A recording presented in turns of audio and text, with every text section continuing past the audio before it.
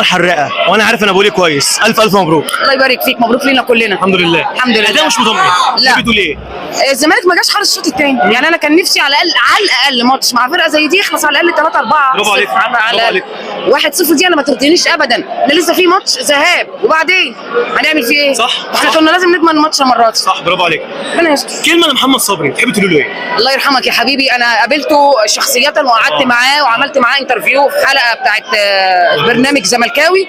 شخصيه جميله جميله والله، ما تحسش ان هو غير زملكاوي زيك، واحد زيك، مش حد لعيب كوره كده ولا حد معروف ولا مش.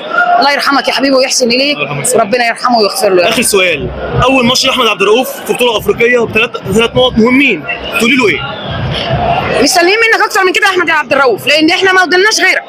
يعني انت الورقه الوحيده اللي في ايدينا دلوقتي، مفيش مدرب دلوقتي، فبليز الله يبارك لك. احنا حاطين املنا على يعني احنا مش حاطين املنا على لا مؤاخذه الموظفين اللي بياخدوا فلوس دول وزعلانين على مستحقاتهم متاخره. برافو عليك. احنا جمهور دمه بيتحرق، بنيجي مخصوص وبنعطل شغلنا واشغالنا وحالنا ومالنا عشان خاطر الزمالك. ارحمونا بقى. فيا احمد يا عبد الرؤوف، انت زملكاوي زيك زينا، بالله عليكم حسوا علينا بقى.